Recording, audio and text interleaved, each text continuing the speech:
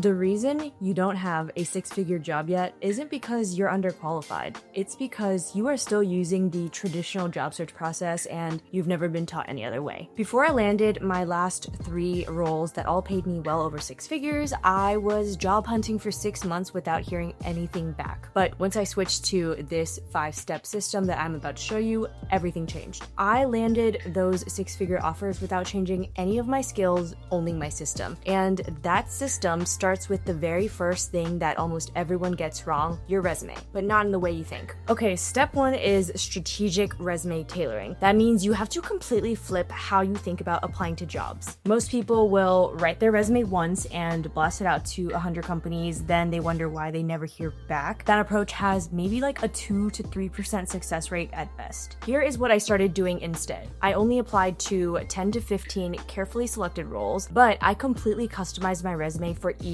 one. And my interview rate jumped from 3% to over 30%, like practically overnight. So here's my exact process. I call it the 3-column method. First, you are going to open a spreadsheet or document with 3 columns. Column 1, copy and paste the requirements and key phrases from the job description. Column 2, you're going to write down your experiences that match each of those requirements. And then column 3, craft your resume bullets using those specific keywords and phrases. For example, let's say the job description asks for someone who has led cross-functional teams to deliver products on tight deadlines. Now, a generic resume might say something like manage team projects and ensure timely delivery, which is not specific at all and sounds like it could belong to anyone. Instead, I want you to write led cross-functional team of 8 across engineering and design to deliver 3 product features 2 weeks ahead of schedule, improving user retention by 24%. So do you see the difference? You are literally speaking their language while showing quantifiable impact. Which brings me to the formula that you need to have memorized, the XYZ formula. And that stands for accomplished X by doing Y, resulting in Z. Most, if not every single bullet point on your resume should follow this formula. Not responsible for or assisted with. Those phrases are super passive and they are resume killers. So here is a before and after applying this formula. Your before might say something like responsible for social media marketing campaigns.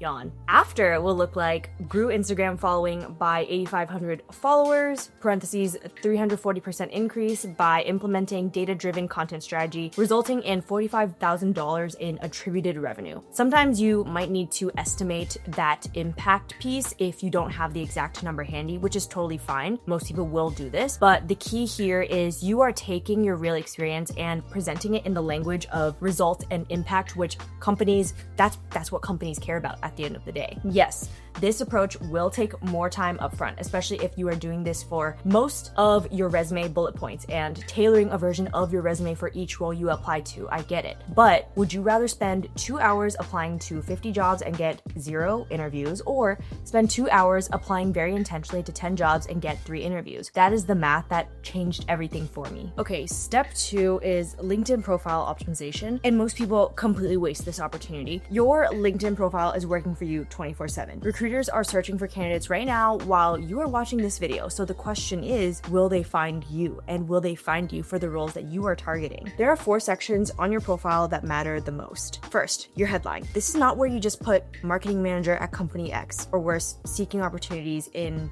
Y field. These headlines don't tell anyone why they should care about you. Instead, your headline should be a value proposition. So think of it as your 1-sentence pitch where someone will absolutely get the first impression of the value that you offer. So a bad headline would be something like senior marketing manager. A good headline could be something like senior marketing manager at X company, vertical bar as a delimiter, helping B2B SaaS companies scale from 1 million to 10 million ARR, another delimiter, growth strategy, and demand gen. You're telling people what you do, who you help, and what tangible results you have driven. And that is what gets clicks. Second is your about section. This is where most people either write a boring paragraph that sounds like a job description or they leave it blank entirely, and both are huge mistakes. Here's my framework: story, skills, social proof, and then an additional detail about who you are outside of work. Start with a hook that draws people in. Something like 5 years ago, I was sending out 50 applications a month with 0 responses. Today, I help companies build marketing systems that generate 7-figure pipelines. Then you want to transition into your core skills and what you are known for. I specialize in demand generation, content marketing, and build building high-performing teams. Next, add social proof, something like my work has helped companies like X, Y, and Z achieve some specific result. And then lastly, you want to close it off with a detail about who you are outside of work, because at the end of the day, people are hiring you because they want to work with you and not just for your list of achievements. Keep it conversational, keep it human, and make sure it's actually about the value you bring, not just a list of jobs you've held. The third section that matters is your experience section. This should mirror the strongest accomplishments from your tailored resume. Each role should have 3 to 5 bullet points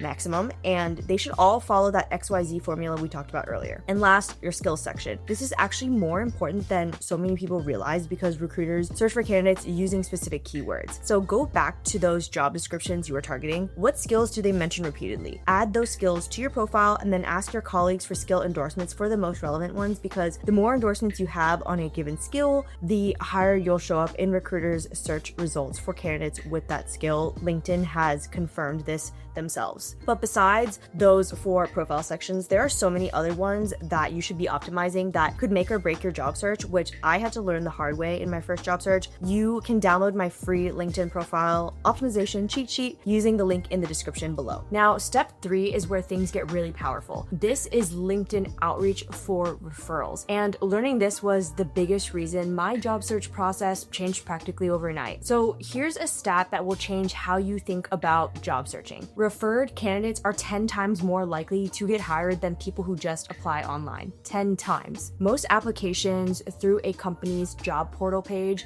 just goes into a black hole. But when someone internally refers you, your resume goes to the top of the pile. Sometimes it goes directly to the hiring manager if they really like it. But how do you get those referrals? Now, I used a 3-tier strategy, and you need to understand that each tier gets you progressively closer to a fast-tracked interview. Tier 1 is professionals at your target company who can give you intel or connect you with the right people, but they are not on the team that you're necessarily targeting. These might be people in different departments, former colleagues who have worked there, or anyone with insider knowledge. They can give you the lay of the land and potentially introduce you to the right people. Your outreach message to someone in this tier could be something like, "Hey Sarah, I saw that company X is hiring for a senior marketing manager role and I'm really interested. I know you are in a different department, but I'd love to get your perspective on the company culture. See if you might know anyone on the marketing team I could connect with. I have attached my resume for context. Let me know if you have 10 minutes this week to chat." Tier 2 is potential colleagues who are on the team that you are applying to. These are people who could become your coworkers. They could give you referrals, insider knowledge about what the team actually needs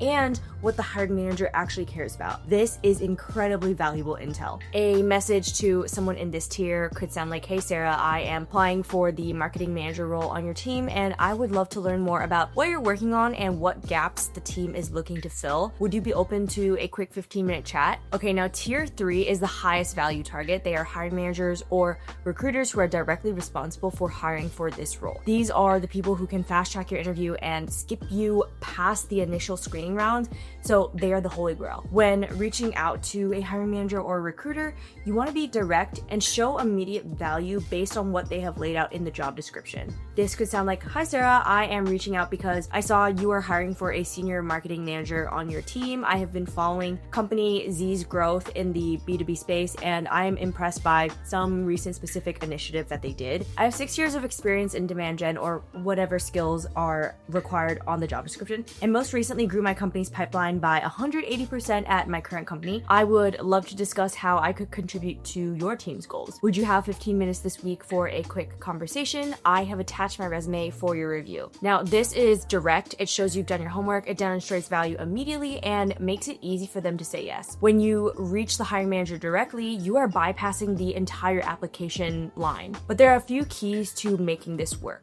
1, personalize every single message. If you copy and paste the same thing to 50 people, they can tell and they will ignore you. 2, be direct but polite. I do this by always ending my messages with "no worries if you're busy" or some kind of what I call out clause, which shows that I'm considerate of the fact that they would be doing me a huge favor and I'm also considerate of their time. Number 3, make it easy for them. Attach your resume, give them a 1-sentence summary of why you are a good fit. The less work they have to do, the more likely they'll want to help you out. And 4, follow up. If you don't hear back in 5 to 7 days, send them a polite follow-up. Sometimes people just miss messages. I cannot stress enough how much this approach changed my job search. I went from applying online and hearing nothing to proactively having actual conversations with people at companies I wanted to work for. Some of those conversations turned into referrals, and those referrals turned into interviews. One referral landed me an interview that led to a $115,000 offer. So that is the power of this step quantified. Okay, step 4 is interview prep. You have done the hard work to get to this point, to get to that interview. Now you need to sell yourself. So let's split this into 2 parts, behavioral interviews and technical interviews. For behavioral interviews, everyone knows the STAR method: situation, task, action, result. But knowing it and executing it well are 2 very different things. So for behavioral interviews, here is what made that difference for me. I created what I call a story bank. I sat down and I wrote out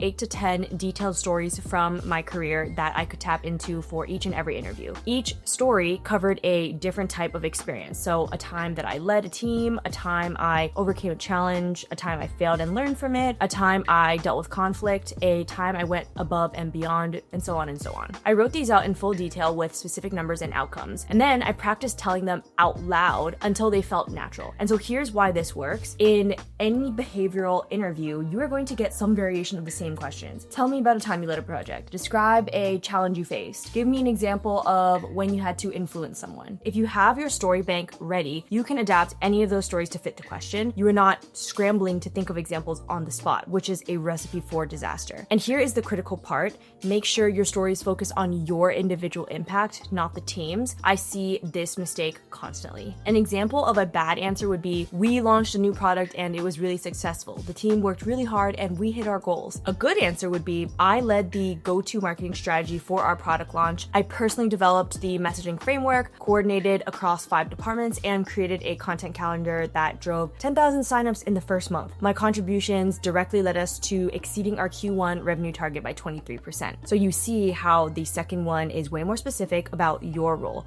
and that's what interviewers want to hear. So the 3 stories you must absolutely have ready in your story bank. 1, your biggest professional achievement with quantified results. 2, a time you failed or made a mistake and what you learned from it. This will show self-awareness. 3, a time you had to work with a difficult person or navigate conflict. This shows emotional intelligence. Now it's time for the technical interview part. This obviously will vary hugely by role, but here is my universal framework that I teach everyone. First is to carefully read the job description and identify the technical skills that they're looking for and make a clear list for yourself. Second, use what I call the 70-20-10 rule for studying. 70% of your prep should be on fundamentals, the core skills for your role that every company expects. 20% should be job specific. If they mention they use a specific tool or framework, learn the basics of it. And 10% should be edge cases and advanced topics, just enough to show depth without going down rabbit holes. So for example, if you were interviewing for a data analyst role, 70% should be spent on SQL fundamentals, data cleaning, basic statistics, data visualization, best practices. 20% should be spent on their specific tools, like do they use Tableau or Looker? And then maybe the metrics that they mentioned they specifically care about on their projects. And then the last 10% should be spent on advanced SQL optimization, machine learning basics, their industry specific challenges. These were the exact categories I focused on when I became a data analyst. And here's where AI really becomes your secret weapon. Use ChatGPT or Claude to accelerate your prep by copying and pasting the job description and asking it, what are the top 10 technical questions I should prepare for based on this role? Then have it generate practice problems for you. You can also use AI to conduct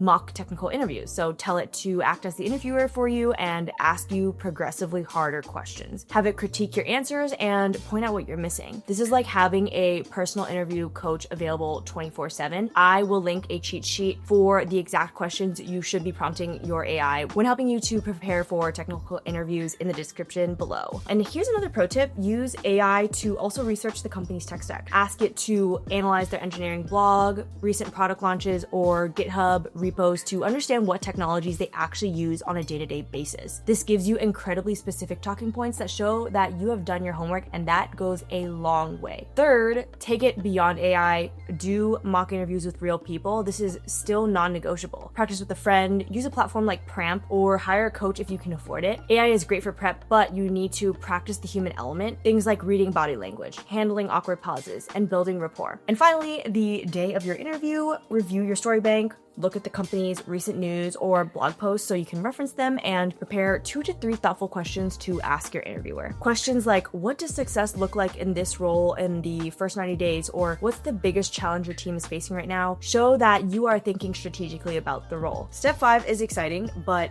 really easy to get wrong. It is offer negotiation. This will literally add tens of thousands of dollars to your compensation if you are strategic. First, you need to understand that having multiple offers is the most powerful negotiation tool you have. It is leverage. This means you need to timeline your interviews strategically. Try to stack them so that you are going through final rounds at multiple companies around the same time. So if one company is moving faster, you can let them know that you need a week to make a decision. If another is moving slower, you can tell them you have another offer with a deadline to create urgency with them. The goal is to receive offers as close together as possible so you can use them as leverage. Now, let's talk about the actual negotiation conversation. Rule number 1, never give a number first. When they ask, what are your salary expectations? Deflect politely. Say something like, I'm focused on finding the right fit right now, but I'm sure we can come to some agreement on compensation. Can you share the range that you had budgeted for this role? Most of the time, they will give you a range. Now you know what you are working with. And then rule number 2, when you receive an offer, it is okay to show that you are excited, but do not accept on the spot, girlfriend, even if it is amazing. Say something like, thank you so much for this opportunity. I am so excited. Can I have a couple days to review and get back to you? This will give you time to think clearly and reach out to your other companies if needed so that you can clearly evaluate all of your options. Rule number 3, when you negotiate, be direct but gracious. Here's the exact script I used. I'm really excited about joining this team, and I think I can really make a big impact in this role. Based on my research and other opportunities I am currently speaking to, I was hoping we could discuss a salary of range X to Y. Is there any flexibility here? So notice a few things. You are expressing enthusiasm first. You are anchoring with a specific number that's backed by research and other offers, not just by like a gut feeling or an opinion. And you are asking a question, not making a demand. If they ask what other opportunities you're considering, you don't need to name companies, but you can say something like, I have an offer for a similar role at X, or I'm in final rounds with 2 other companies in the X to Y range. Now, what if they say they can't budge on salary? This is where you need to negotiate the other components of your compensation package: equity or stock options,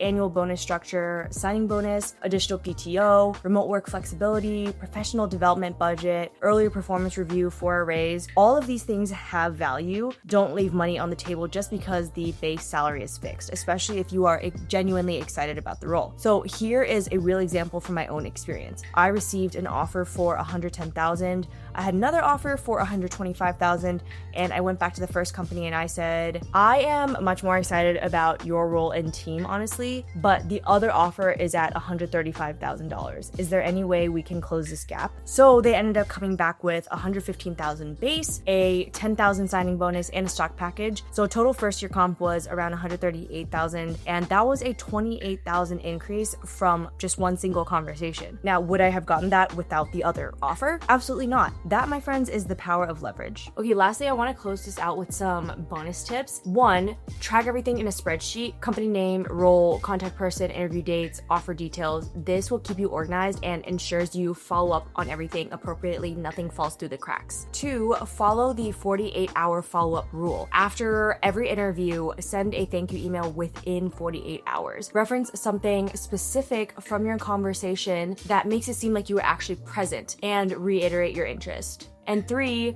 watch out for red flags. If they are disorganized, they can't clearly explain the role, they badmouth former colleagues, or pressure you to accept quickly, these are all signs of a bigger problem, so trust your gut. Okay, so here is a quick recap of the 5 steps we covered in my framework. 1 is strategic resume tailoring. 2 is LinkedIn optimization.